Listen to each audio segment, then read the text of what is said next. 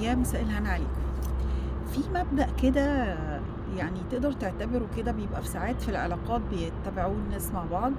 الأفراد مع بعض سواء بقى الزوجين أو الطرفين مع بعض. مبدأ اللي هو قلب الترابيزة، بمعنى إن أنا دلوقتي باوجه لك مثلًا عتاب أو كلام معين عن مشكلة حصلت ما بيني وما بينك،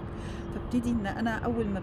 ما بتقول لي على العتاب بتاعك، أبتدي إن أنا أقلب عليك الترابيزة، أحوّل الدَّف عليك تمامًا، أقول لك لأ ده أنت اللي غلطان، ده أنت فاكر لمّا عملت لي كذا، ده أنت فاكر لمّا حصل منك كذا، فابتدي إن أنا مع المبدأ ده إن أنا ألهيك تمامًا عن لُب الموضوع وعن أساسه،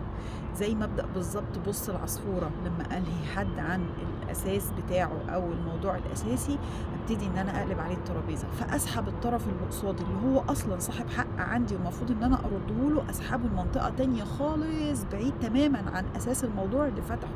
علشان خاطر أتوّهه وما اخلّوش يمسك عليَّ غلطة، وطبعًا عشان خاطر إن أنا ما يبقاش بقى عليَّ إن أنا لازم أطيّب بالخاطر أو إن أنا أعتذر أو لو كان عنده ليّا حقوق مادية أو أيًا كانت حتى لو معنوية إن أنا مطلوب منّي إن أنا أردّها، المهم إن أنا أهرب تمامًا من المواجهة دي بإن أنا أقول لك بُص العصفورة. فوإحنا في علاقاتنا ناخد بالنا لو الطرف التاني بيحاول يعمل معانا موضوع قلب الترابيزة، اعرف بالضبط إن هو بيعمل معاك مبدأ بُص العصفورة، فما تخلّيش حد يعمل معاك كده. لحظة